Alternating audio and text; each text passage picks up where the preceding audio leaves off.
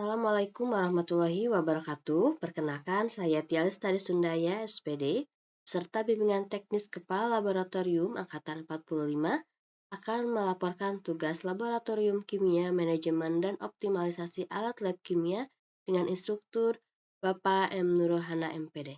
Berikut tugas yang saya kerjakan. Baik, pada kesempatan kali ini saya akan melakukan praktikum asam dan basa menggunakan Iridium Chemistry Lab. Pertama, kita perlu mempersiapkan alat dan bahan yang digunakan. Pertama, 2 buah gelas kimia, lalu yang kedua, 6 buah gelas ukur, yang ketiga, indikator phenolphthalein, yang keempat, indikator metil merah, yang kelima, indikator metil orange, yang keenam, larutan HCl 1 molar, dan yang ketujuh, larutan NaOH 1 molar. Langkah pertama yaitu siapkan larutan HCl 1 molar dan larutan NaOH 1 molar. Kita pilih dari sini, larutan HCl 1 molar dan larutan 1 molar NaOH. Lalu yang kedua, siapkan 6 gelas ukur. Kita pilih gelas ukur dengan ukuran 25 ml sebanyak 6 buah.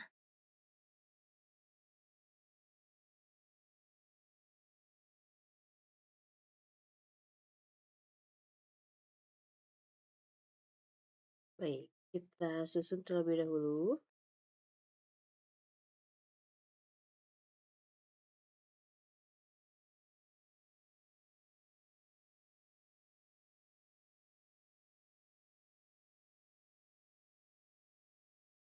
Lalu, masing-masing dari gelas ukur diberi nama FHCl, FNaOH, MMHCl, MMNaOH, MOHCl, dan MONaOH. F di sini adalah indikator phenolphthalein, MM adalah indikator metil merah, dan MO indikator metil orange. Mari kita beri nama masing-masing gelas ukur. Pertama, FHCl. Lalu yang berikutnya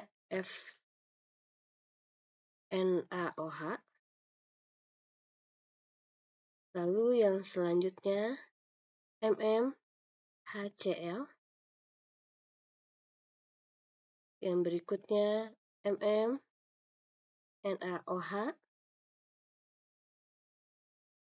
Lalu selanjutnya MOHCl. Dan yang terakhir MONaOH.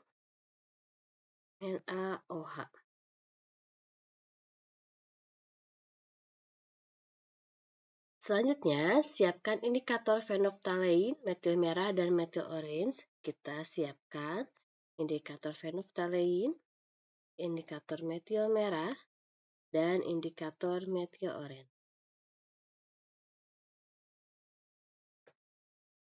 Lalu masukkan 20 ml larutan HCl 1 molar ke dalam masing-masing gelas ukur yang diberi label HCl.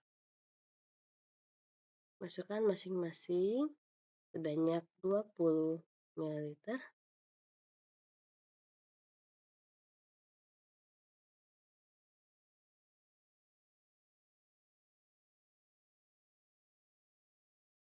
Lalu kita kembalikan ke tempat semula.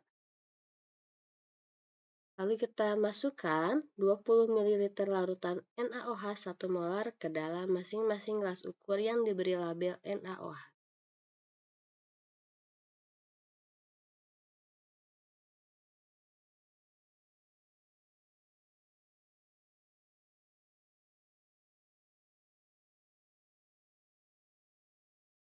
Lalu kita simpan lagi ke tempat semula.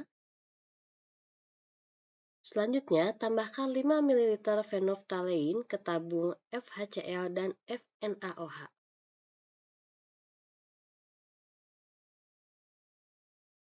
Sebanyak 5 ml.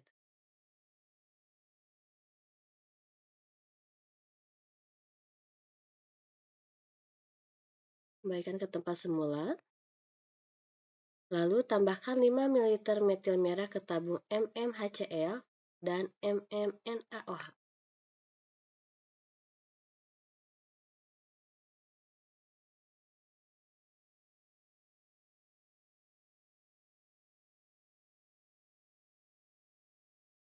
Kita kembalikan lagi ke tempat semula. Dan yang terakhir, tambahkan 5 ml metil oren ke tabung MOHCl dan MONaOH.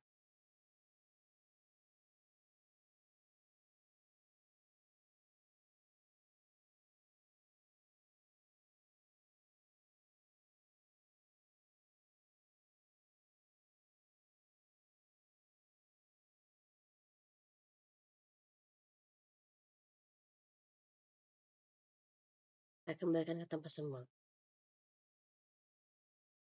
Mari kita lihat bagaimana perubahan yang terjadi pada setiap larutan yang telah diberikan indikator, baik itu indikator phenolphthalein, indikator metil merah, dan indikator metil oren. Terlihat bahwa setiap larutan terukur pH setelah diberikan indikator.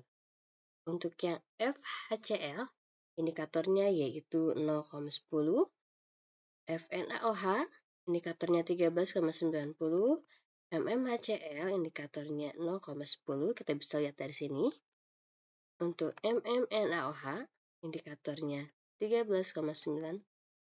Untuk MOHCl, indikatornya 0,10. Dan untuk MONaOH, indikatornya itu pH-nya 13,90. Lalu setelah ini kamu atau anak-anak yang telah melakukan praktikum dapat menuliskan hasil percobaannya pada tabel hasil pengamatan. Berdasarkan percobaan yang telah dilakukan, terlihat bahwa setiap indikator memberikan warna berbeda pada larutan asam dan basa. Misalnya, phenolphthalein hanya berubah menjadi merah muda pada NaOH yang bersifat basa, tetapi tetap bening pada HCl yang bersifat asam. Hal ini menunjukkan bahwa phenolphthalein cocok digunakan untuk mendeteksi larutan basa. Metil merah dan metil oren memberikan warna merah pada larutan HCl yang bersifat asam, sedangkan berubah menjadi kuning atau orange pada larutan NaOH yang bersifat basa. Dengan demikian, indikator ini cocok untuk mendeteksi keberadaan asam kuat. Dari perubahan-perubahan warna tersebut dapat disimpulkan bahwa indikator bekerja berdasarkan reaksi kimia antara molekul indikator dengan ion H+ atau asam atau ion OH- atau basa sehingga menghasilkan warna yang berbeda. Terima kasih atas perhatiannya. Wassalamualaikum warahmatullahi wabarakatuh.